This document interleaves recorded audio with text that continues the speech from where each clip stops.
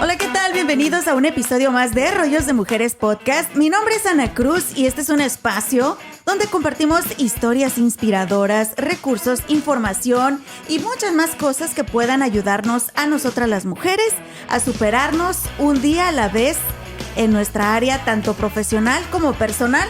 Pero ¿saben qué? Siempre con una sonrisa. Así que bienvenidos nuevamente. Y el día de hoy tengo una súper invitada que conocí hace un par de semanas, yo creo. Y bueno, ya había escuchado de ella, ya había visto su trabajo también, porque ¿quién no ha visto su trabajo, sus reportajes? Y es bien bonito conocer gente que está rompiendo barreras. Una, en el idioma. Dos, representándonos a la comunidad latina aquí en el Metroplex. Y tres, contando historias. Las historias que si no fuera por ellos y por ellas, no serían contadas. Y hablamos de el periodismo y con nosotros está Imelda García, periodista latina aquí en el área del Metroplex. Bienvenida, amor, ¿cómo estás?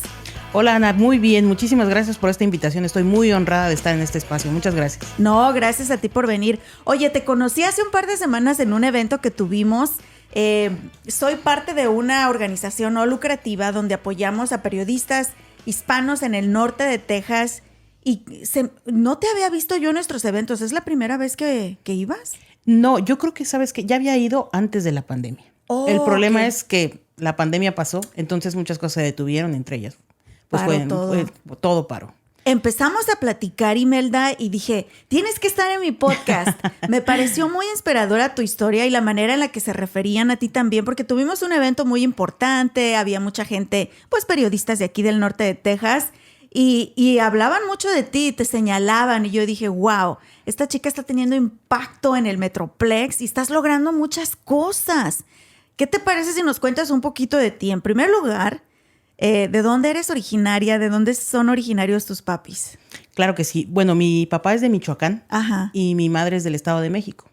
Entonces ellos cuando se casan, emigran a Estados Unidos, ellos cruzan la frontera por Tijuana. Entonces mi madre ya venía embarazada.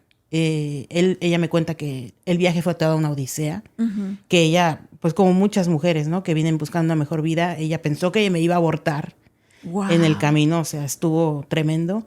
Entonces pasa que yo nazco en Los Ángeles, en California. Me toca nacer ahí. Estuve ahí hasta los 5 años de edad, pero a mi padre no le gusta mucho Estados Unidos. Entonces él dijo, a los 5 años yo creo que él pensó, es que si entra esta niña a la escuela, ya no me la voy a poder llevar. Sí. Entonces antes de que eso pase, vámonos. Y se regresan a México. Entonces llegan a la Ciudad de México y yo ahí crezco. Ahí crecí, es decir, yo era una inmigrante al revés. ¿Y ya habías aprendido el idioma aquí o sí hablabas el español? No, sí, parece que, bueno, según me cuentan, porque yo no me acuerdo, pero mi madre dice que ya hablaba más inglés, porque pues ya veía caricaturas en inglés, todo en inglés. Sí. Incluso ella me dice, yo ya no te entendía. Ajá. Entonces, yo llego a México y bueno, mi abuelo tenía, pues, en el pueblo, se reían de mí porque decía que yo veía, creo que vi un puerco. Ajá. Y que yo decía, mira un burro, o vi un burro, y le dije, puerco, una cosa así, ¿no? Porque pues yo venía de otro mundo. Sí. Crezco en México, ahí pasé toda mi infancia, mi adolescencia, ahí estudié la primaria, la secundaria, la preparatoria. Empecé a estudiar en la universidad, después conozco a alguien y me voy a vivir a Tijuana. En Tijuana me graduó, estuve viviendo en México. ¿Qué estudiaste en la universidad? Estudié Ciencias de la Comunicación. Ajá. Entonces, en Tijuana viví 5 años, en Mexicali viví 1 año. Y pues de ahí se abre una oportunidad para mí de entrar al periódico Reforma, que es el periódico más importante de México. Sí. En la sección nacional me abren las puertas. Ajá. Y regreso a México. Yo tenía 27 años. Regresé a México, a la Ciudad de México, y ahí empecé a desarrollar mi carrera como periodista ya profesional, vamos. Uh-huh.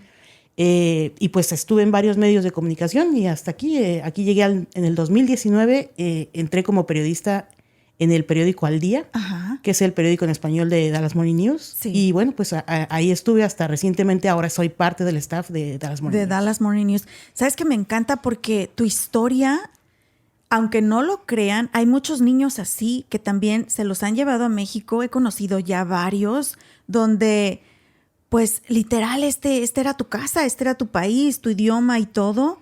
Y te vas nuevamente a México porque tus papis, pues, allá se sentían mejor. Pero es comenzar de nuevo. ¿Cómo fue el adaptarte nuevamente de niña a estar en México? ¿Y qué fue lo que más trabajo te costó, Imelda?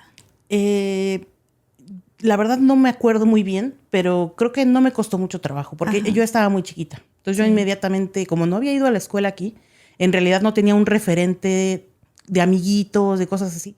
Entonces cuando yo llego a México, pues yo entro a la escuela, al kinder, como cualquier criatura. Allá tenía muchos tíos, entonces pues empecé a convivir con más gente, ¿no? Entonces creo que no fue difícil, en realidad.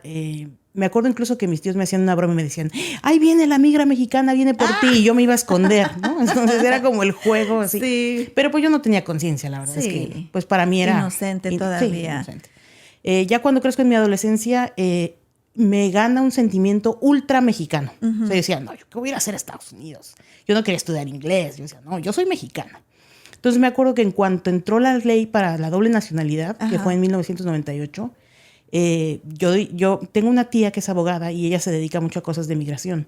Entonces yo le pedí ayuda a mi tía y le dije, ayúdeme a hacer esto. Ella me llevó a un pueblo en el Estado de México, que es de donde son mis abuelos, a Tlacomulco.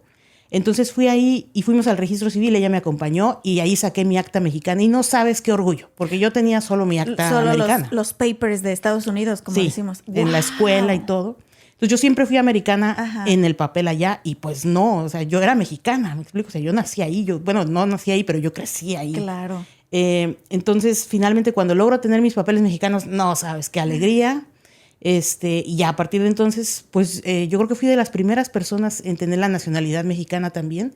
Y no era un trámite como el de ahora, que es que te tienen que dar una carta o algo así. No, lo único que hicieron fue vaciar los datos de mi acta de nacimiento americana en el acta de nacimiento mexicana y listo, yo tenía mi acta mexicana. Porque eres hija de mexicanos, exacto. O sea, automáticamente eres mexicana. Ahora, ¿en tu mente ya existía eso de el sueño americano cuando estabas viviendo allá como adolescente? ¿Veías a Estados Unidos como un objetivo para ti en un futuro? ¿O la verdad ni por la cabeza te pasaba? Porque aparte tenías la gran ventaja de cruzar la frontera cuando tú quisieras. Hay tantísima gente que muere por estar aquí, Imelda, y tú tenías esa oportunidad. ¿Eras consciente de ello, pero no te interesaba? No era consciente. La verdad es que no. O sea, yo crecí en México.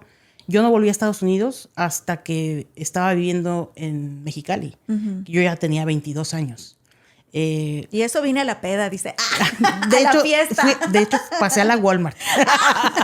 Vamos a las ofertas. Sí, exacto. Entonces, no, en realidad no era consciente de eso. Para mí la realidad de Estados Unidos y de los migrantes, eso era, pues, no que la despreciara, simplemente la ignoraba. Sí. Entonces, más bien, yo empecé a desarrollar mi carrera y todo con una idea de servir a México. Siempre tuve en la cabeza eso como decir, el periodismo es de servicio público, yo tengo que servir a mi país y mi país tiene que ser mejor y mi país es México. Sí. Entonces yo siempre crecí con eso, siempre desarrollé mi carrera pensando en eso. Y pues así fue hasta que las circunstancias pues me empujaron a venir aquí. Mis padres con el tiempo tuvieron la residencia viviendo en México. Entonces mi padre se viene, él emigra primero para acá en la crisis de 2008. Sí. Porque pues él se queda sin trabajo en México, entonces se tiene que venir, se viene. Detrás de él se viene mi madre con mi hermana pequeña, años después, y entonces él me dice, es que deberías venirte para acá, aquí te va a ir mejor, y yo, no, yo necia. Allá ¿no? Sí pagan, según, ¿verdad? Sí. Entonces me decía, no, vente para acá, aquí te va a ir mejor. Y yo decía, no, es que México casi que me necesita, ¿no? No que te sientas indispensable, sino como que... Y aparte, como lo mencionas, estabas en un periódico muy importante que a mucha gente le da mucho trabajo también llegar a un lugar así, aquellos que estudian periodismo. Sí, ya estar en prensa nacional es diferente. Es diferente, porque ya estás en un ambiente federal, ya vas al Congreso, ya ves al presidente, o sea, ya es otra cosa, ¿no?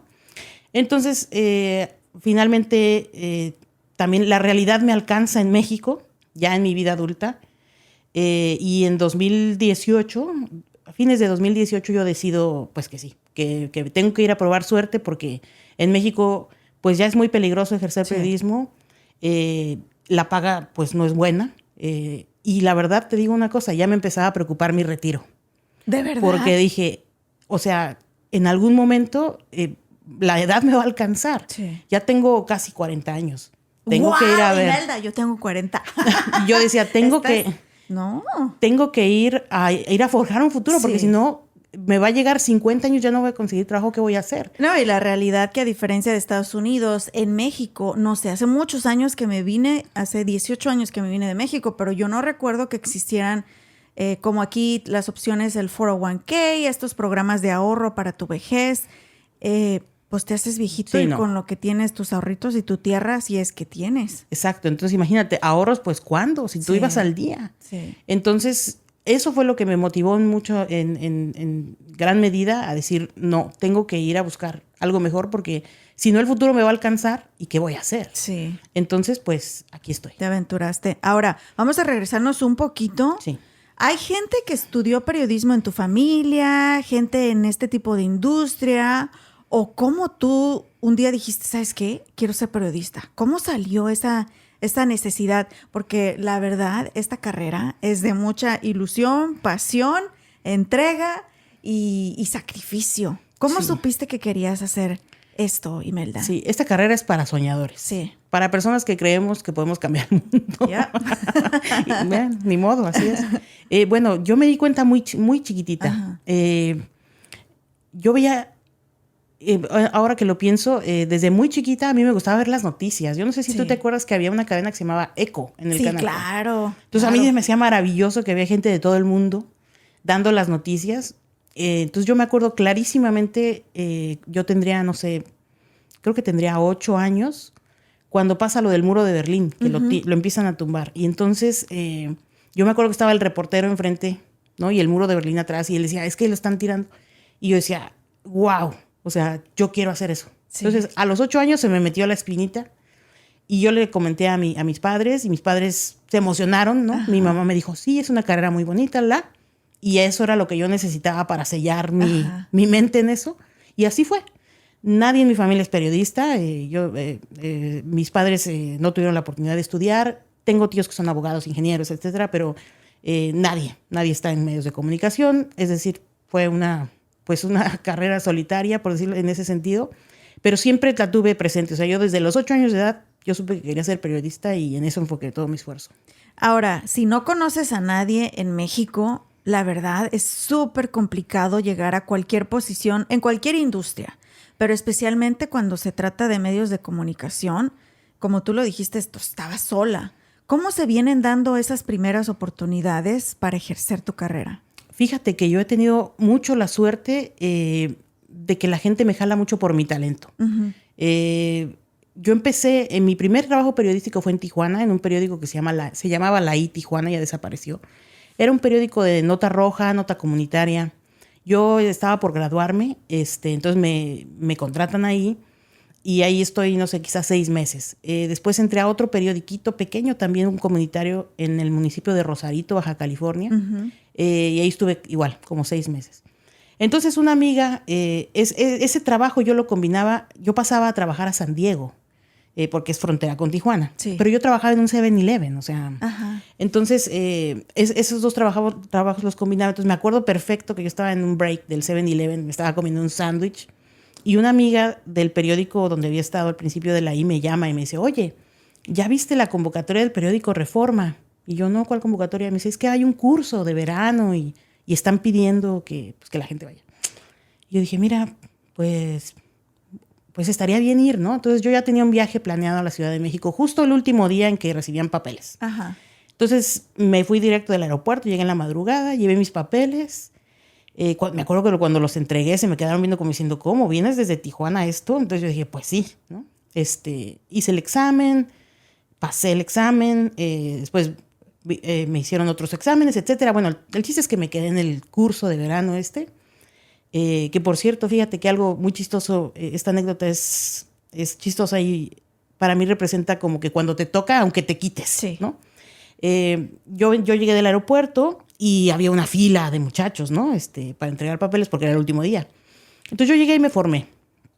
Y los muchachos de enfrente empiezan a decir, no, pues es que la edad límite son 26 años y apenitas vamos a pasar. Yo tenía 27. Oh, no, y yo nunca vi Ajá. De verdad, en la convocatoria yo nunca vi que era 26, porque si yo hubiera visto 26, hubiera dicho, ya no entro, y no hubiera ido. Exacto. Pero ya estaba en la fila, entonces me invadió la duda de decir, ¿qué hago? ¿No? O sea, me voy, me quedo, ¿qué hago? Y dije, pues ya estoy aquí, o sea, ¿no? Ya voy a entregar. Ajá. Ingesu, exacto. Ajá. Ya voy a entregar los papeles. Y los entregué y pues ahí fue donde empezó todo. O sea, si yo hubiera sabido eso, créeme que no voy, porque pues ya no entraba en la edad. Y eso, fíjate que piensa uno, mucha gente piensa, los jóvenes, muchos jóvenes piensan que es muy difícil que uno empieza desde muy joven, que cuando te va bien es porque ya traes una estrella. Y no, por ejemplo, fíjate, o sea, ahora lo pienso y digo, sí estaba joven relativamente cuando entré a Reforma, porque era un periódico nacional, entré a los 27 años, pero es como te cuento, o sea, es la vida, las circunstancias. Te tocaba. Claro, hay talento, hay preparación atrás, etcétera, pero pues no sé, o sea, es eso. Y la realidad es que esas oportunidades se nos pueden presentar en diferentes momentos en la vida, pero si no estás preparado, si no estás dispuesto a verlo y a pelear por ello, no se va a dar, porque como tú ya lo mencionaste, tú ya venías preparada, con ganas, con responsabilidad, con ética, todo lo que requiere ser un buen periodista. Y no solo eso, porque no dudaste. Pudiste haber dudado en ese momento y decir, chin, e irte. Pero no dudaste y sabías que esa era tu convicción y le seguiste, Imelda. Sí. Ahora, durante tus años en Reforma, ¿cuáles fueron las notas más difíciles que te tocó cubrir? En Reforma estuve poco tiempo, en realidad, casi más o menos como 3 años. Sí hubo notas muy fuertes. Es un periódico con mucho poder, pues es el periódico más importante de México. Me acuerdo mucho de una nota que hicimos sobre un basurero tóxico que iban a abrir en un pueblo, en un bosque precioso, en un pueblo en el Estado de México. A mí me mandan pasa que me mandan a esa conferencia de prensa de una organización ambiental. Entonces ellos empiezan a contar lo que está pasando y yo dije, oye, yo quiero ir al lugar. Fui al lugar, me recibió ahí la gente los abogados del pueblo y demás. Me llevaron a recorrer el lugar y sí, efectivamente era un hoyo gigantesco en un bosque precioso.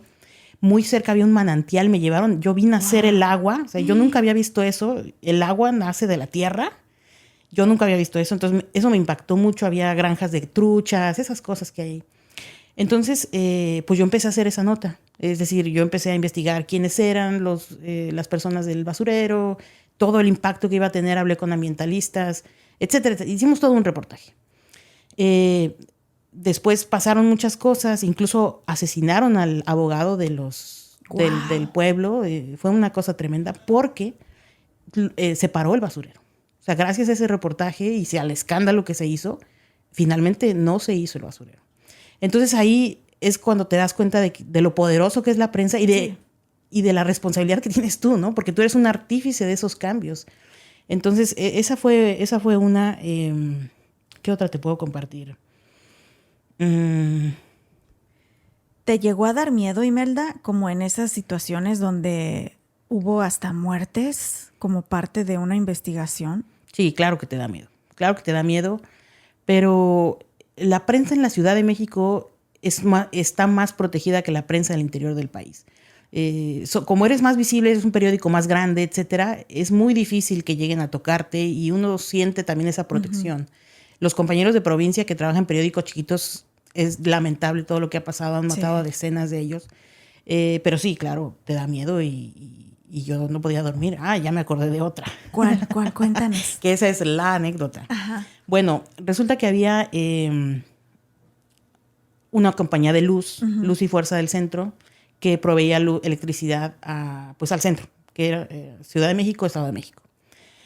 Entonces, cada cierto tiempo, no me acuerdo si eran cada 2 o 3 años, ellos negociaban su contrato colectivo de trabajo con la empresa, el sindicato con la empresa. Pero el sindicato era un sindicato muy ventajoso, por decirlo de alguna manera. Entonces, con mucha influencia política, un sindicato muy fuerte, muy fuerte. Entonces, bueno, yo en mi inocencia, por decirlo así, porque pues todavía no sabía muy bien cómo se manejaba todo eso, a mí me dan la fuente laboral en el Reforma y entonces yo me empiezo a meter en sindicatos, cosas así, me empiezo a dar cuenta del horror que es, la corrupción, terrible, es una cosa terrible. Entonces, cuando me dicen, no, pues es que está negociando Luz y Fuerza y pues tienes que ir a ver. Entonces, pues yo fui, ¿no? Fui a Luz y Fuerza. Y me acuerdo que llegué a la sede del sindicato, pregunté dónde estaban, me dijeron que estaban en el edificio de Luz y Fuerza y pues yo fui, entré, yo llegué, me registré, me dijeron dónde estaban y fui. Me quedé en esa reunión de negociación, yo los escuché cantar, era una cosa así de que pedían una cosa y entonces la empresa decía, no podemos darles otro día festivo porque pues ya tenemos muchos. Y entonces estos señores se paraban, cantaban y hacían mucha presión. Ajá. Y ya estos cedían y así. Me quedé horas, te puedo decir que me quedé 9 horas. Finalmente alguien me llama por teléfono y yo me salgo de ese salón donde estaba, pero dejo mis cosas ahí, dejé mis cosas ahí. Entonces me salgo de la reunión y cuando regreso veo que ya hay movimiento. Yo dije, ay, qué bueno, ya terminaron, ¿no? Entonces salgo, más bien llego, yo entro otra vez y entonces alguien grita, sí, es que hay un periodista. Y yo dije, ups. ¡Córrele! No, yo dije, a ver, pues no soy yo porque yo estoy aquí. Sí. Y ellos estaban corriendo hacia otro lado. Entonces yo dije, a ver, no soy yo porque yo estoy aquí, pero ¿qué hago? Entonces ahí me invadió el ¿qué hago? Si me voy y dejo al colega, pues no, pero también si me quedo y luego mis cosas estaban adentro del auditorio. Entonces yo dije, no, pues no sé, ¿qué hago? Y entonces entré por mis cosas y los señores que estaban a mi lado, una señora y un señor, me acuerdo, me dijeron, hija, ¿tú eres del sindicato? Y yo le dije, no. Y me dijo, ¿sabes qué? Vete, porque se va a poner feo. Y yo, sí, ¿verdad? Agarré mis cosas y salí. Entonces salgo y toda la gente se me queda viendo y yo como que hice así como que, sí, ¿verdad? Allá adentro, no sé qué. Y ellos ya se tranquilizaron. Y en eso alguien se asoma desde la puerta y dice, ¡es ella! Y se dejan venir, Ana. ¡Qué horror! Se vienen todos. Y yo te estoy hablando que estaba en el interior del edificio de Luz y Fuerza, pero en el interior. Sí. O sea, no había para dónde correr. Además, ya eran casi las 9 de la noche. Wow. Entonces, se vienen todos y pues me empiezan a agredir. O sea, ¿No agredir. ¿Cierto? ¿Físicamente? Físicamente empiezan a jalonearme, ¡qué miedo! a jalarme el pelo, a jalarme la blusa. Y entonces me empiezan a preguntar yo qué hago ahí. Entonces, obviamente yo no les dije que era reportera porque dije, ahí ¿no? Finalmente, linchan. Sí, me linchan. Llega alguien de Luz y Fuerza y me rescata. Me saca de ahí, me llevan a una sala, pero cuando me llevan en el pasillo me van gritando, duro, duro, duro, ¿no? Entonces, así te estoy hablando que había un grupo, no sé, de 200 personas. Wow. Entonces ya llegamos ahí a una sala, me encierran ahí. Entonces esta gente de Luz y Fuerza, gente del sindicato, y entre ellos empiezan a platicar como, no, es que ustedes están dejando meter a la prensa y pues los de Luz y Fuerza no sabían que yo estaba ahí. Sí. Ahí es donde me entero que la reunión era secreta. Yo no sabía que la reunión era secreta, pero a mí me dejaron entrar. Y obviamente ellos no querían que tú vieras lo que estaba sucediendo ahí. Por supuesto. O que ningún periodista viera eso. Que nadie viera eso. Pero yo no sabía que esa reunión era secreta, imagínate. O sea, yo te digo, yo fui en mi inocencia. Sí presentía que algo iba a pasar, porque como que te das cuenta en el ambiente, aprendes a leer señales, pero a mí nadie nunca me dijo, eso, ahí nadie puede entrar, porque no había acceso controlado. Entonces yo llegué, ellos me preguntaron cómo había entrado, yo les dije, yo entré por la puerta, ustedes van a ver ahí mi nombre registrado, ¿no? O sea, todo lo hice bien. Se empezaron a pelear entre ellos y, bueno, me empezaron a amenazar. O sea, me empezaron a decir, es que no sabemos qué va a pasarte, Me pidieron que enseñara mis audios, se los enseñé. Yo tenía la boca seca, claro. Pero siempre mostré fortaleza. Finalmente le hablé a mi jefe, a mi editor. Él le llamó al director del periódico, que en ese entonces era René Delgado. Y René Delgado negocia con ellos mi salida. Me mandan un carro. O sea, literal como que estaba secuestrada. Literalmente me tenían secuestrada. Entonces me mandan un carro, pero el carro no puede llegar porque está toda la gente que estaba aquí adentro, ahora está afuera, entonces, en la puerta, ¿no? Entonces alguien de Luz y Fuerza dice, no, pues yo la saco. Entonces mi jefe, el director del periódico, me dice, te va a sacar alguien, pero no te vayas a bajar, avísame si hay un cambio de ruta, lo que sea. Entonces me saca esta persona, me sube al carro y cuando abren el portón, yo me acuerdo que yo vi personas con antorchas. Y entonces, lo que hace este señor es que me dice, escóndete. Entonces así me agarra de la bolsa y me jala hacia abajo. Me dice, escóndete porque si no ahorita nos apedrean y no nos van a dejar salir. Finalmente salgo de ahí y el señor me dice, desafortunadamente me dice, ¿sabes qué? Avísales que ya no voy a llegar ahí, voy a llegar a otro lado. Entonces yo dije, no, este cuate me va a ir a tirar no sé a dónde. No, finalmente sí llegamos a donde estaba y ya todo se solucionó. Meses después, yo traía, pues imagínate, toda la información de lo que estaban pidiendo, ¿no? Unas cosas estratosféricas, o sea, pedían terapia equina, pedían terapia con delfines, o sea, cosas así. Y entonces, obviamente se hace un escándalo porque toda la información que yo tenía yo la pasé a otros compañeros que son expertos en esas cosas. Se hace un escándalo y, bueno, meses después deshacen el sindicato. Y es cuando toman Luz y Fuerza del centro y la convierten en CFE. Ajá. Entonces, bueno, ahora dices, suena como qué gran impacto, pero fue una cosa de miedo, terrorífica. Pero son momentos históricos para el país, todo lo que estás contando ahorita. Sí. Gracias a Dios, Imelda, pudiste salir y puedes contarlo. Pero como lo mencionamos anteriormente, cuantísimos periodistas no mueren en México precisamente porque la realidad es que en nuestro país hay muchísima corrupción, muchísima burocracia, lucha de poderes y los medios de comunicación en su mayoría, no todos, pero en su mayoría son títeres que trabajan para una de las partes. Así que gracias a Dios que estás bien. ¿Te tocó la época de las muertas de Juárez? Porque estabas tú en la frontera. ¿Te tocó esa época? No, fíjate que no me tocó estando en la frontera. Lo que sí me tocó es como aquella primera ola que hubo de narcotráfico muy fuerte. Sí me tocó estando en Tijuana, precisamente estando en la I. Entonces me tocó, ahí aprendí la dureza de cubrir la nota roja. Me tocó ver muertos, encobijados, balaceras. Y era de andar, a veces me tocaba la guardia y era andar con el radio de la policía prendido y aprenderte todas las claves, ¿no? Y ir.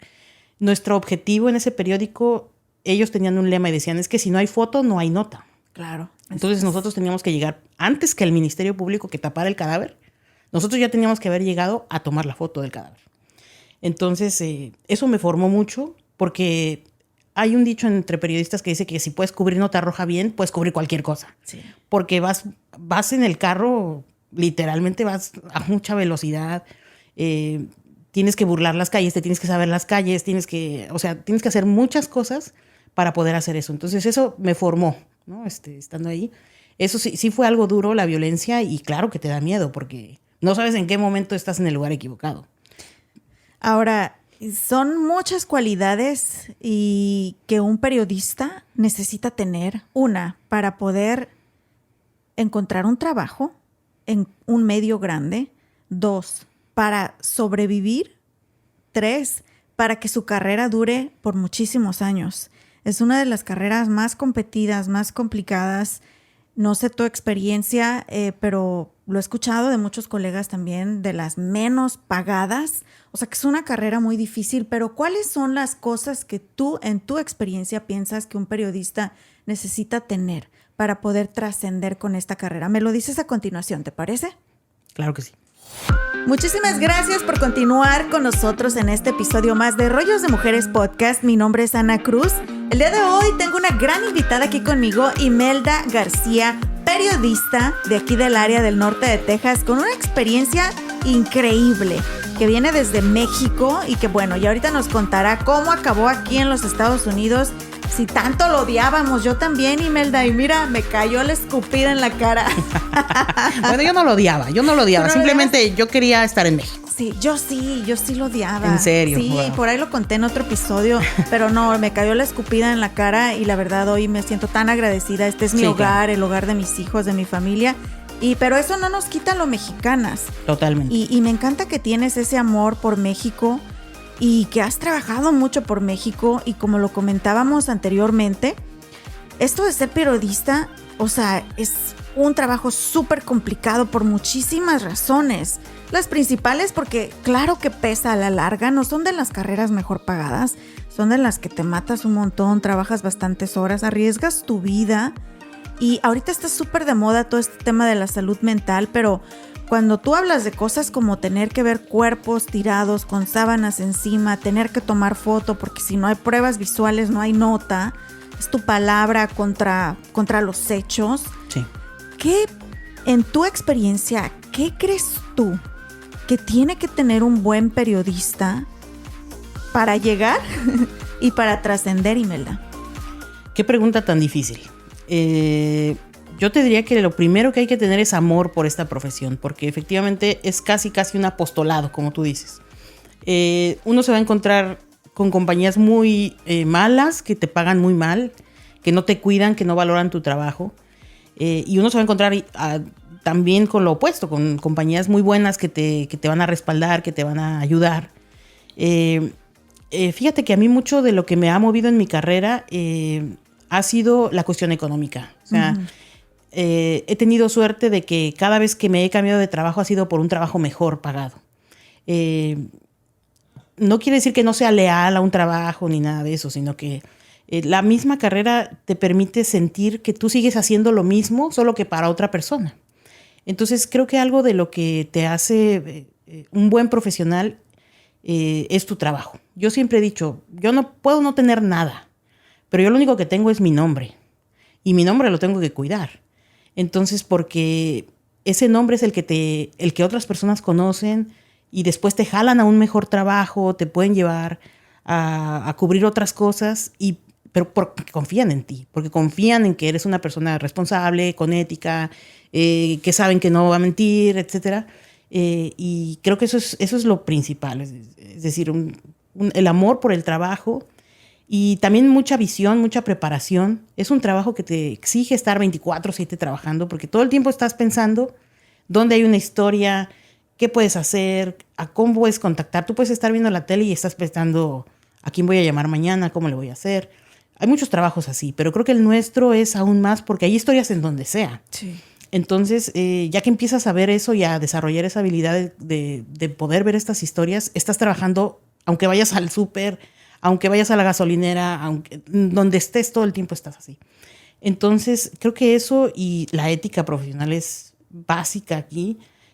Nosotros tenemos un dicho en México que dicen que hay mucha gente que vuela, o sea, que inventa cosas, pero tú sabes perfectamente quiénes son esas personas y sabes que por ahí no es, ¿no? Porque también otra cosa que es sumamente importante es un sentido de servicio, no de estrellato. Esto no te vas a hacer famoso. Bueno, sí te puedes hacer famoso, pero creo que ese no es el principal motivo que debe moverte, sino que tu trabajo es un servicio público, porque tu trabajo le da información a otras personas para que ellos puedan tomar buenas decisiones, para que sepan qué hacer. Eso lo vimos, por ejemplo, en la pandemia.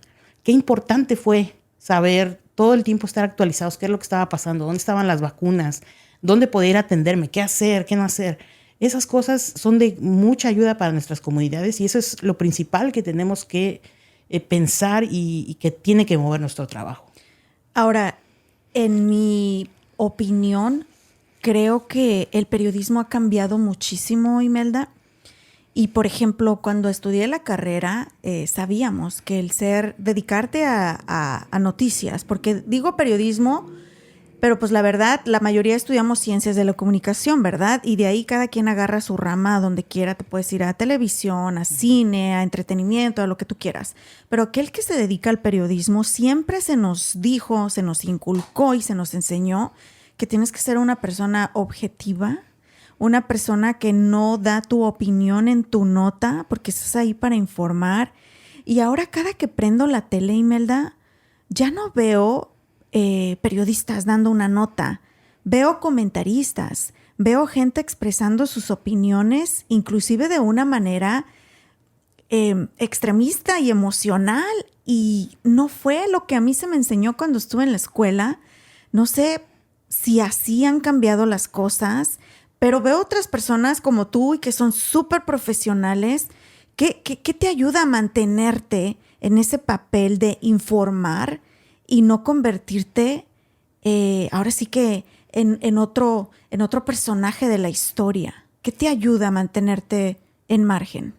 Yo creo que eso de la imparcialidad, lo que uno tiene que ser imparcial, es cierto, pero es un mito también. Uh-huh. Porque uno tiene sus propios pensamientos y uno tiene sus opiniones y te cae bien o no te cae bien, o te gusta esto o no te gusta. Pero creo que lo que me ha servido a mí para mantenerme así, como tú dices, en un rango más independiente, es esa idea como de decir, todo el mundo tiene una opinión y todas las opiniones valen. Así como yo tengo una que puede ser a favor de algo, hay otra persona que tiene una en contra y tendrá sus razones, porque recordemos que cada una de las historias de las personas no son solo las personas, sino son las personas y sus circunstancias. Sí. Entonces, algo tuvo que haber pasado para que esa persona piense como piense. Y yo tengo que respetar eso también. Entonces, creo que ese profundo respeto que yo tengo por las personas, por la historia de las personas y su visión que tienen de las cosas. Es decir, alguien de extrema derecha, pues algo pasó que por eso piensa así. Y si desafortunadamente no todo el mundo piensa como yo en ese sentido de respetar, ¿no? Entonces, eso es lo que trae, yo pienso, a veces muchos conflictos porque uno quiere imponer a veces y eso no es correcto y no es nuestro papel como medios de comunicación. Exacto, especialmente porque si platico entre amigas, ¿sabes qué? Yo Claro. soy republicana, yo demócrata, qué padre, y podemos tener una conversación, pero cuando tú eres el medio de comunicación, cuando tú eres el presentador de una noticia, tiene muchísima influencia tu palabra. Claro. Y hay que tener mucho cuidado porque es una responsabilidad bien grande. Sí. Lo que digamos en un micrófono y ahora con la tecnología también. O sea, el otro día escuchaba, creo que fue Michelle Obama que decía en una conferencia, es que no cualquiera debería de tener acceso a un micrófono o a una cámara. Para eso tiene que tener todas esas cualidades que tú ya mencionaste, porque el tío Benito tenía una opinión, pero el tío Benito no tenía que estar en un micrófono. Y hoy en día todos los tíos Benitos tienen un teléfono y pueden expresar sus opiniones. Pero qué peligroso es también, Imelda. Definitivamente es muy peligroso. Y por eso hay tantos esfuerzos ahora. Por ejemplo, hay un sitio en Estados Unidos que se llama Fact Chequeado, por ejemplo. Es un sitio de fact-checking. Entonces, la gente ahí analiza si hay cosas verdaderas o cosas falsas y te dice si es verdad o no lo que anda en redes, por decir algo. Sí. Y ese tipo de cosas pasaron mucho y explotaron mucho en la pandemia, en las elecciones, vienen otras elecciones. Entonces creo que sí va a ser un factor importante y creo que hay mucho de nosotros en nuestras familias que nosotros tenemos que formar a quienes podamos, ¿no? No para decir esto es el pensamiento correcto y este no. Los dos son correctos. Solo para decir, esto sí es falso, esto no es cierto, esto, etcétera. Hay que formar a la gente como en aprender a identificar eso para que no haga daño, porque no puede ser que la comunicación que debería ayudarnos a llevarnos mejor, a tener una mejor sociedad más respetuosa, con mejores condiciones para todos, de tolerancia, etcétera, esté terminando en algo de odio, de ataques, porque alguien con poder toma un micrófono y dice hay que atacar a estas personas y eso no está bien, ¿no? Sí. Y creo que nuestro sentido común debe ser ese, como decir, oye, todos queremos estar en paz, hay que tratar de aprender a diferenciar esas informaciones. Sí. Ahora, dentro de tu carrera ha habido momentos difíciles, pero me imagino que también ha habido muchos momentos bonitos y de mucha satisfacción. ¿Cuáles son algunos episodios donde tú has dicho, wow, ha valido la pena las desveladas, las ojeras, las lágrimas, el correr porque casi me linchan? ¿Cuáles han sido esos momentos de satisfacción en tu carrera, Imelda? Muchos, también muchos. Pienso, por ejemplo, en uno que se me quedó grabadísimo. Tú recordarás el incendio de la guardería ABC en Hermosillo, que murieron 49 bebés. Y años después de ese incendio, un día, bueno, yo estaba tratando de hacer un reportaje sobre cómo no habíamos aprendido de esa lección y cómo no nos estábamos preparando, no solo en materia de protección civil, sino nunca hubo un cierre, un closure, como decimos, en esa sociedad, en esa ciudad, con lo que había pasado. Y había mucha violencia entre los padres y la gente que trabajaba ahí, etcétera. Entonces yo hablé con una psicóloga que había tratado a varias de las personas que estuvieron ahí, etcétera. Bueno, hicimos ese reportaje, muy bien. Meses después esa psicóloga me llama y me dice, ¿sabes qué? Fíjate que tenemos algo con las maestras de la guardería ABC. Las maestras de la guardería ABC están siendo acusadas de la muerte de los niños, porque no los sacaron a tiempo. Uh-huh. Y ellas están terriblemente afectadas por esto.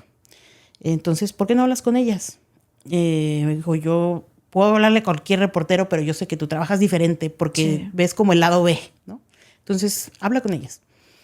Hablé con ellas, bueno, me fui a Hermosillo, bueno, más bien, hablé con ellas por teléfono, ellas con mucho miedo de hablar, no sabían en quién confiar. Finalmente me dice una de ellas, bueno, sí te voy a dar una entrevista, pero mañana. Entonces fue así de, vete de la Ciudad de México a Hermosillo. Me acuerdo que no tenía una cámara, fui a comprar una cámara a meses sin intereses porque nada más querían verme a mí. Entonces fui para allá, me llevé a mi esposa para allá para que me ayudara, por favor, y fuimos. Rentamos una habitación en un hotel de esas que tienen salita, o sea, que son habitaciones grandes.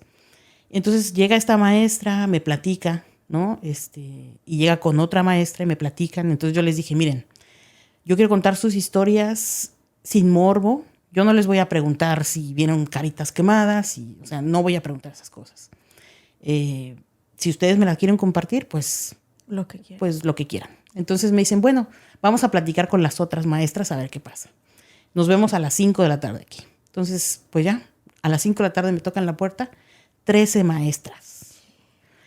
13 entre maestras y empleadas aparecieron y entonces igual, tuvimos una reunión primero y yo les dije, miren, esto se trata de contar su historia, porque nadie ha contado sus historias. O sea, en realidad nadie sabe que ustedes también son víctimas, porque ustedes estuvieron en el incendio y yo no quiero imaginarme lo que ustedes vivieron.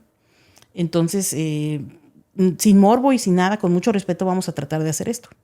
Me dicen que sí, algunas dicen que no, creo que un par dijo no, pero bueno, la mayoría sí. No te imaginas qué fuerte fueron esas entrevistas, porque fue una por una, me contaron sus historias, eran entrevistas muy largas, de 1 hora cada una, y terrible porque pues cada una contó lo que vivió, y cada una me dijo pues cómo había tratado de rescatar a los niños, lo que había sentido, lo que había visto.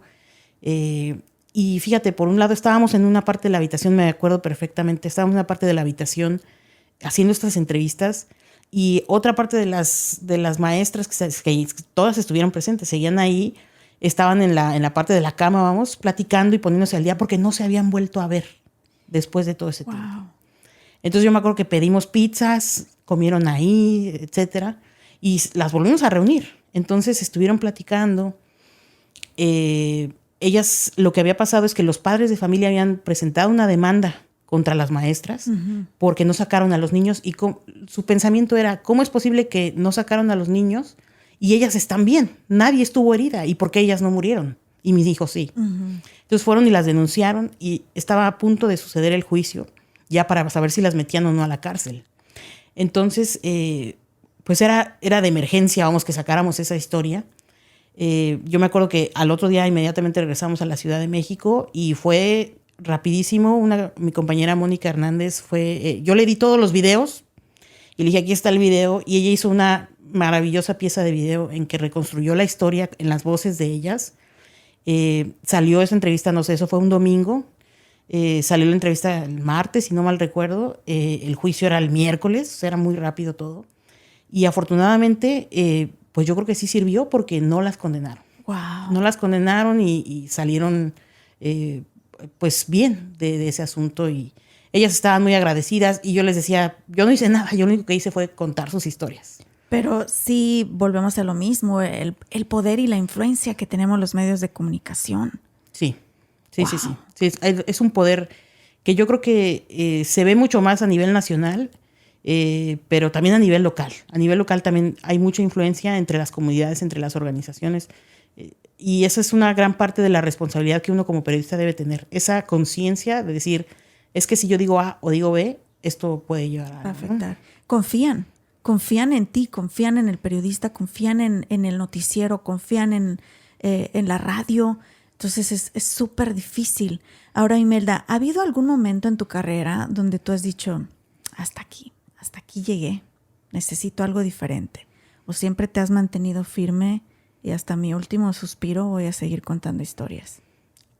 No, yo creo que sí me he mantenido firme, pero sí hay momentos en que he pensado que me quiero dedicar a otra cosa también, porque lleva su cuota de, como tú dices, en la salud mental. Sí. Y antes no se hablaba tanto de esto. Esto es nuevo. Esto sea un par de años. Pero uno tiene que aprender a ser muy resiliente en esas cosas, como aprender a soltar. O sea, sí, claro, te involucras y lloras con la gente y claro, eres humano. Pero también tienes que aprender a soltar, porque si no, imagínate de estar trayendo todo eso. Y pues te toca ver de todo, te toca ver inundaciones, temblores, muerte, incendios, narcotráfico. Me tocó ir a la Sierra de Tamaulipas, ver a la gente con sus casas quemadas, las autodefensas de Michoacán, la gente con sus rifles tratando de defender los aguacates, ¿no? O sea, vives muchas cosas muy diferentes y ves el dolor, lo tocas, ves la muerte y tocas a la muerte. Y eso lleva una gran carga mental para ti y espiritual. Entonces uno tiene que aprender a que pase el dolor literalmente a través de ti y dejarlo salir, por decirlo así, y tratar como de decir, ok, esto ya pasó, ahora voy a lo que sigue. Es decir, tuve un trauma, ahora voy al siguiente trauma. Entonces eso a la larga como que sí dices, oye, mejor me voy a dedicar a vender flores, ¿no? O sea, pero creo que no, creo que es uno siendo periodista siempre va a ser periodista. Sí. ¿Y te vuelves adicto a esas emociones o aprendes a procesarlas? Porque también esa adrenalina se vuelve parte de tu vida. Y hay gente que cuando está acá arriba, y lo vemos con los cantantes, por ejemplo, la adrenalina que les da un público, un escenario, cuando no la tienen, se deprimen. ¿Has tenido esos episodios en tu vida donde dices, necesito esa adrenalina? Yo creo que no, pero sí pienso que cada vez uno le va subiendo de volumen. Sí. No es adicción, pero sí tú dices inconscientemente, tú dices, ya vi esto, ahora quiero ver esto. Te voy a compartir algo que me pasó cuando yo llegué aquí.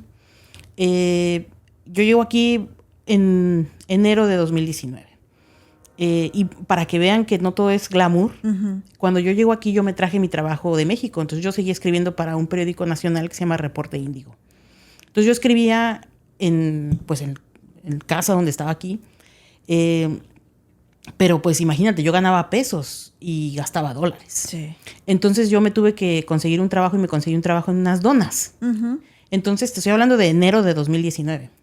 Entonces yo en las mañanas, a las 4 de la mañana me paraba y me iba a hacer las donas y a mediodía salía y me iba a escribir de política, hablarle a diputados, senadores de México. O sea, imagínate la dicotomía con la que uno trabaja. Así es la vida de un periodista a veces, ¿no? Entonces, bueno, en octubre de 2019 me contratan en Al Día.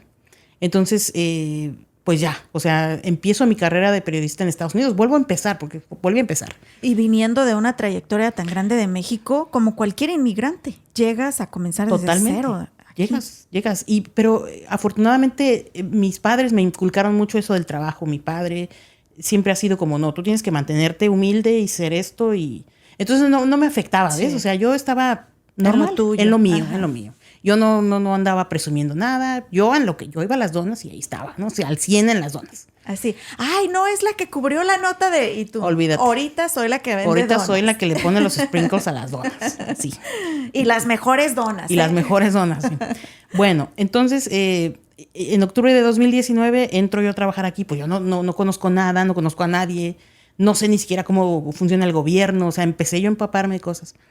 Y entonces, en diciembre quizá, descubro que hay un sitio en internet donde tú puedes ver a la gente que está esperando la pena de muerte. Entonces me doy cuenta que hay un caso de Dallas. Entonces empiezo a googlear el caso. Resulta que era un hombre que había matado a su familia aquí en Dallas hace como 20 años. Y entonces empiezo a leer la historia y se me hace terrible. Entonces yo le dije a mis editores, oigan, yo creo que tendríamos que hacer algo de esto porque fue un escándalo en ese entonces y ahora ya lo van a ejecutar. Y entonces uno de mis jefes me dice, oye, ¿y tú sabes que puedes ir a la ejecución?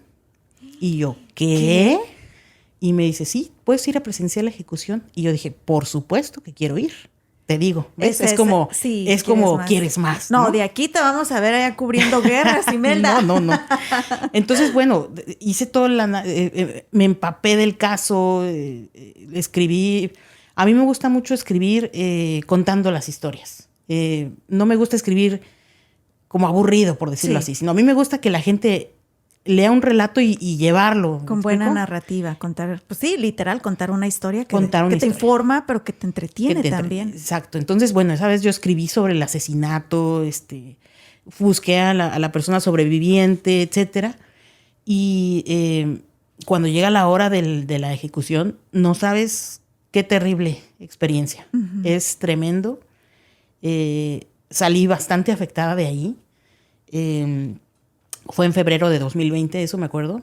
No tuve mucho tiempo de procesarlo porque inmediatamente después llegó la pandemia. Sí. Entonces empieza la pandemia y pues todo.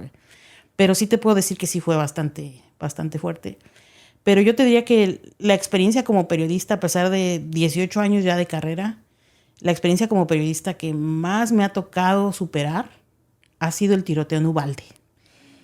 O sea, me ha tocado, tú nómbralo, incendios, inundaciones, la guardería ABC, el terremoto de 2017 en México, los edificios caídos. No, el tiroteo en Uvalde personalmente me representa, yo creo que es la cobertura más fuerte que he tenido que hacer. Porque estuve ahí, yo llegué un día después, pero ver a la gente, ver los ojos de todo el mundo, ver a los padres llorando, a la familia desconsolada, la gente volcada en las cruces. Y yo estaba bien, estuve ahí quizás 5 o 6 días. Y yo estaba tranquila, estaba yo en mi papel. Enfocada, trabajando, ¿no? Pero todo se derrumbó cuando en una de las cruces me acuerdo que empecé a ver que llevaban cosas personales y alguien le puso una sopa Maruchan a un niño. Uh-uh. Y ahí me pegó así decir, ay, es que sí, o sea, esto es real. Sí. O sea, esto es un niño al que le gustaba la sopa Maruchan, ¿no? Sí. Y ahí fue donde me quebré. Ahí dije, no puede ser, o sea, esto es terrible. O sea, no es que uno no aprecie eso, sino que uno va en un chip de trabajo, ¿me explico? Claro. O sea, vas a trabajar. Entonces, tratas de ser lo más objetivo, lo más prudente, respetuosa, etcétera, etcétera. Hablé con mucha gente, todo lo que tú quieras. Pero personalmente, por dentro, claro, te pega. Entonces, yo te puedo decir que yo regresé a casa. Bueno, me fui en carro para empezar, me fui manejando. Entonces, son como 7, 8 horas de camino. Regresé en silencio. Ni radio, ni podcast, nada. O sea, en el carro venía callada. Llegué a casa para llorar, ¿no? A contar y a llorar lo que había pasado. Y era terrible porque en la noche yo cerraba los ojos y yo veía a los niños. O sea, y yo tenía que abrir los ojos porque no. O sea, sí, cerraba los ojos y veía a los niños. Y me metí a bañar y empezaba a llorar porque los niños. Y fue, yo creo que me llevó 2 semanas más o menos de un estrés postraumático muy fuerte.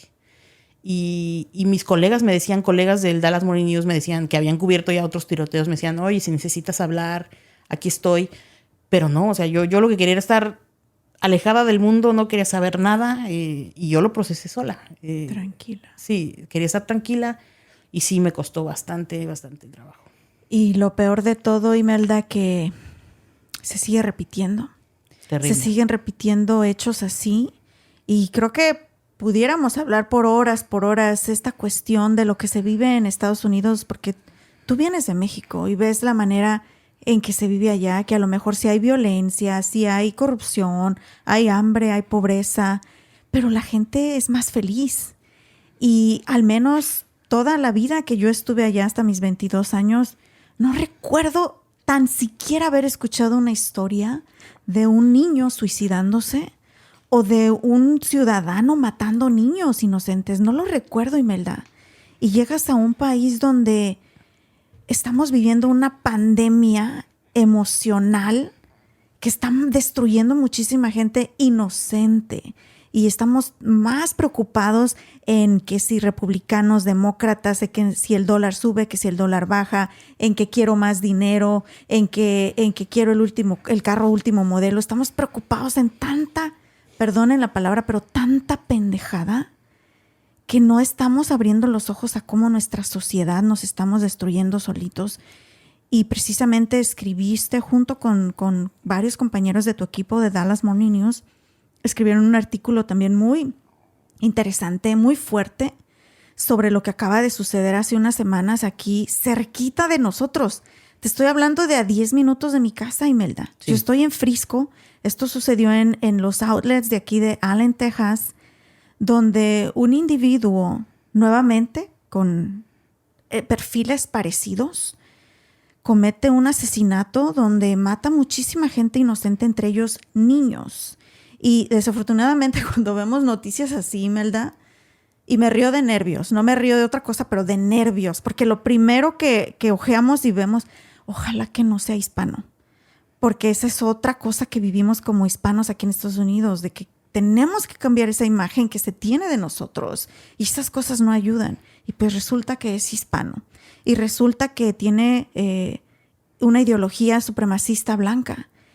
Y la gente no se explica, no nos explicamos muchos de cómo puede suceder esto. Cómo un niño en Uvalde, un niño, porque era un niño en Uvalde, mató tantos niños inocentes. Y cómo acá un hispano, también un joven entre 30 y tantos años de edad, un hispano puede tener ideología supremacista blanca. Y precisamente tú hiciste esa nota, Imelda. ¿Qué fue lo que encontraron en esos, pues ahora sí que investigaciones que hicieron y que pues tuvieron que compartirlo con la gente? Sí, bueno, esa fue una historia que trabajé junto con mi compañera María Ramos Pacheco y eso nos llamó mucho la atención. ¿Cómo es posible que un hispano tenga una idea supremacista blanca? Es bizarro, es raro, es criticable, es lo que quieras, pero lo que queríamos ver era cómo llegó, cómo pasó de ser un hispano hijo de trabajadores mexicanos aquí en el Metroplex a eso, a ser un asesino en masa. Entonces entrevistamos a varios investigadores expertos en eso, en crímenes de odio, en extremismo. Y fíjate que nos encontramos algo muy interesante y es que nos decían, el que sea hispano no es importante. O sea, pasa que es hispano. Pero cualquier persona puede desarrollar ese tipo de ideas. Y bueno, en este caso, finalmente había otros investigadores también que nos decían, es que sí ser hispano, en cierta manera, te pone en un terreno en que eres muy sensible a muchas cosas. Has sido rechazado toda tu vida, no tienes una identidad porque no eres ni blanco ni tampoco eres mexicano. O sea, nosotros, la gente que hemos emigrado y que vivimos en México o en otro país de América Latina, tenemos claro de dónde venimos. Sí. Y sabemos que estamos aquí como inmigrantes, pero la gente que ya nació aquí, pues no, en realidad no tiene raíces allá. Y aquí, pues la gente no lo acepta. Entonces es muy conflictivo para ellos. Además, la cuestión pues de la dificultad para vivir, ¿no? O sea, siempre como inmigrantes nos cuesta un poco más de trabajo tener medios dignos de vida, claro, en esta sociedad. Entonces, en realidad son muchísimas cosas que se fueron juntando en él.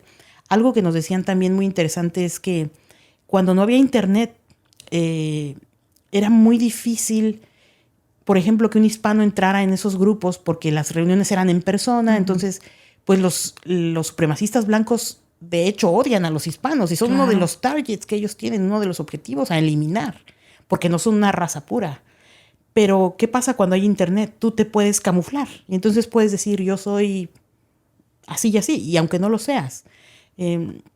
Entonces hacen estas comunidades muy grandes donde, ok, quizá este muchacho no se sentía identificado, no lo sabemos, pero lo que pasa es que en los grupos de internet sí, él pertenece a esos grupos. Esas personas encuentran un lugar al que pertenecen, dónde están, dónde los aceptan, los quieren, son valoradas sus ideas. Es decir, él empieza a pertenecer a esos grupos y entonces pues se combina todo, pasa lo que pasa, hay acceso muy fácil a las armas, vimos cuántas compró de manera legal además. Sí. Entonces es una combinación. Y algo que me decía un investigador y que nos pareció pues terrible, es que el acceso a las armas, más las ideas extremistas, más los grupos de internet que están mal enfocados, más, todo eso, en realidad dicen, estamos llenos de bombas de tiempo. O sea, tenemos personas que están tic-tac, tic-tac, ahora mismo. Sí. Entonces, esto se convierte muy peligroso para la sociedad. ¿Y qué es lo que hay que hacer? Atender la salud mental, como lo hemos dicho tantas veces. Y yo recuerdo que en uno de los posts que yo vi de este muchacho en esta red social rusa, donde él tenía pues sus pensamientos, etcétera, en el último que él escribe, donde él incluso da instrucciones y dice que no quiere ser sepultado, que él quiere ser cremado, que no quiere funeral, etcétera, hay una parte que dice, pues es que esto O sea, como que no me queda de otra. Esto es lo que me tocó ser. Porque además, pues no me puedo atender porque es muy caro. Wow. Entonces, wow. O sea, él estaba consciente que tenía un problema. Exacto. Y aceptó como que era su único destino. Sí, porque no lo podía arreglar porque además era muy caro. Entonces eso te habla del gran problema que tenemos como sociedad. E incluso también él decía, es que ya lo que más me atormenta es qué van a decir mi familia. Me van a empezar a decir que por qué hice eso, que qué estaba pensando. Pero él decía, es que esto es así y yo soy así y no lo puedo arreglar. Wow. Es devastador. Es terrible. Es terrible. Y vuelvo a lo mismo, Imelda, como iniciamos esta conversación, el poder de los medios de comunicación. La responsabilidad que tenemos de ser objetivos y no demostrar, si eres presentador de noticias, no me interesa si eres republicano, si eres demócrata, si eres antiinmigrante, si apoyas a los... No me interesa nada de eso. Dame tu nota, dame la nota. También aquellos que tenemos acceso por medio del internet a una plataforma, a un micrófono, a una cámara, a redes sociales, hay que pensar que tenemos también esa responsabilidad. Y vuelvo a lo que bromeaba hace rato, el tío Benito no debería de tener acceso a dar un mensaje porque es donde se empiezan a formar estos grupos y se crean estas tragedias y muchísimas más otras cosas. Pero principalmente, ¿sabes qué, Imelda? ¿A qué venimos a este país? O la gente, ¿qué pregonamos de ser americanos? Del sueño, ¿verdad? Del sueño americano. Y el sueño americano, ¿sabes cuál es? La familia. Claro. La familia. Y a todos se nos ha olvidado la familia por estar metidos y queriendo ser aceptados en otras cosas tan banales, tan pasajeras, y que el día que al igual que tantos niños inocentes en Uvalde fueron sepultados, al igual que tanta gente inocente acaba de ser sepultada de esa tragedia en Allen, Texas, no se llevaron nada. Y este joven extremista también, mal informado, mal educado, mal guiado, mal atendido, no se llevó nada, simplemente sus ideas. Así que te agradezco inmensamente, Imelda, que hayas estado en Rollos de Mujeres Podcast. Tus historias me han dejado con la boca abierta. Tienes que venir más seguido. Cuando tú me invites, estoy muy honrada de estar aquí y haces un gran trabajo comunitario porque mucho nos falta información y de cosas que hacer de la vida diaria y la verdad es que tu espacio es muy importante y no lo dejes de hacer, por favor. Gracias. No, pues un gran servicio. Y cuando quieras, aquí estás invitada, Imelda. Para la otra te tengo cafecito, lo prometo. Pura agua le tengo aquí, pobre Imelda. Gracias. No, todo muy bien, muchas gracias. No, gracias a ti. Y bueno, pues pueden leer sus notas, pueden ver su trabajo en The Dallas Morning News, porque aparte de Cue Me What You Name, y ahora está en inglés y toda la cosa, Imelda. Felicidades. Muchas gracias. Pues ahí va avanzando la carrera. Vamos a ver qué tal. Y algún plan, alguna cosa que se te venga en mente que digas, aquí también quiero llegar un día. Yo creo que aquí aprendí mucho más a que el periodismo es un servicio. Entonces creo que con eso estoy plena. Mi idea es igual que la gente encuentre en la información que yo le puedo dar algo útil. Y bueno, ¿por qué no? Algún día vamos a vender flores también. ¡Eso! Y qué bonito. ¿Te gustan las flores, verdad? Mucho. Sí, a mí también. Pues aquí tiene la primera clienta, Imelda. Muchas gracias. Muchísimas gracias por habernos acompañado. Esto fue Rollos de Mujeres con nosotros. Imelda García, periodista hispana, aquí de Dallas Morning News. Y están escuchando este podcast en el 2023 con The Dallas Morning News, porque no sabemos a dónde te va a llevar este tren de la vida y del trabajo en un futuro, Imelda. Pero sabemos. Gracias por tu servicio. Gracias por tus notas. He escuchado cosas impresionantes de tu trabajo. Muchas gracias. Así que estás haciéndolo muy bien, Imelda. Gracias. Gracias a ti por habernos acompañado. Ustedes recuerden seguirnos en las redes sociales en todos lados como @rollos de mujeres. Mi nombre es Ana Cruz. Tenemos una cita el próximo martes.